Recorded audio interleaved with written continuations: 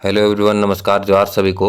तो आज हम लोग पढ़ने वाले हैं वर्ण परिचय पूरा। ठीक है। इसके पहले क्लास में हम लोगों ने पढ़ा था पूरा खोट्ठा भाषा और उसका साहित्यिक परिचय। ठीक है। उसके बाद हम लोग फिर खोट्ठा भाषा क्षेत्र पढ़े थे। तो ये तीसरा नंबर का वीडियो है।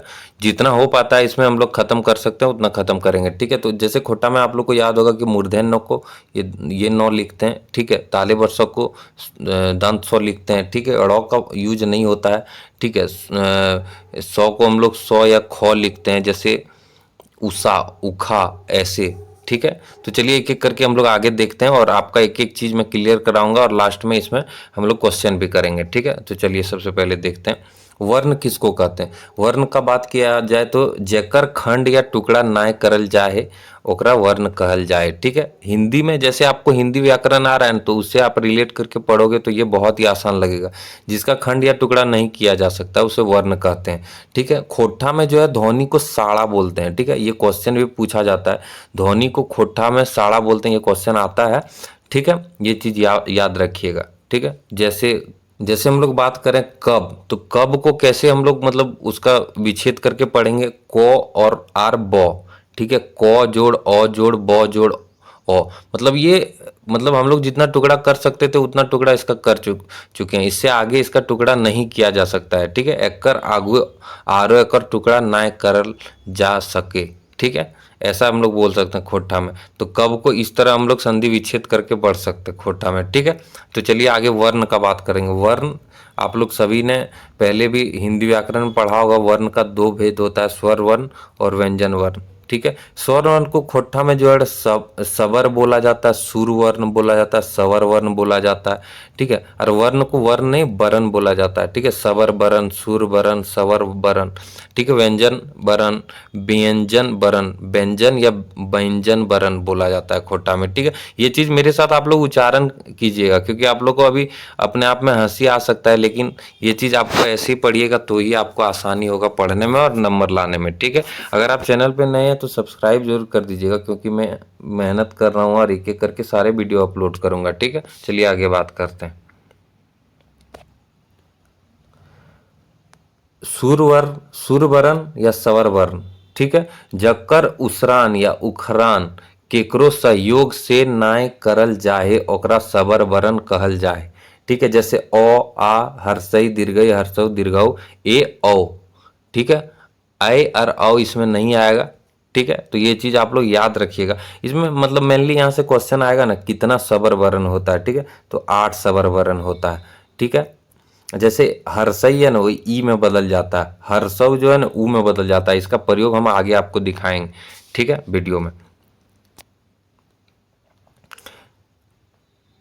जैसे ओ आई और औ का प्रयोग करते हैं।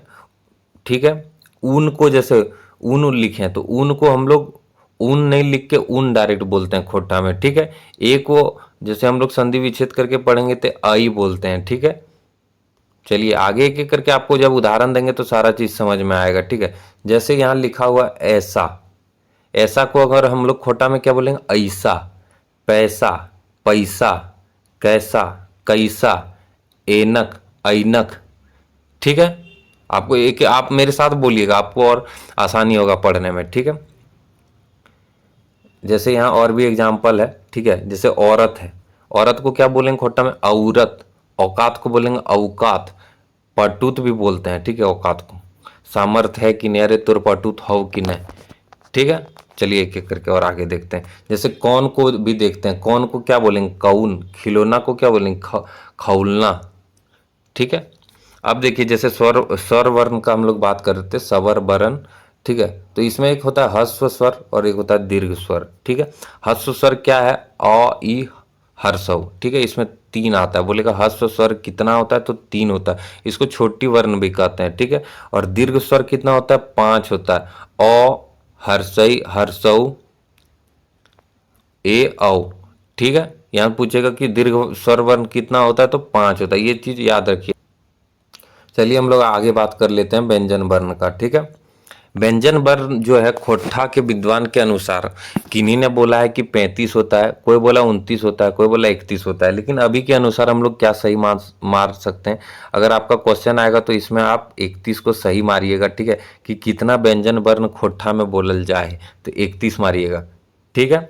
क ख ग अड़ का प्रयोग नहीं होता है, च छ ज झ नौ का इयों का प्रयोग नहीं होता है, ठीक है।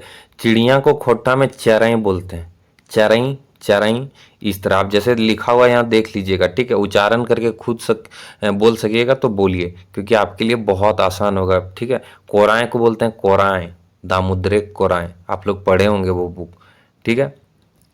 जैसे टो ठो का बात कर लें, टो ठो डो ढो अढ़ और ढ जो रहता है उसका यूज नहीं होता है, इसका 2010 तक होता था, उससे फिर हटा दिया गया, ठीक है।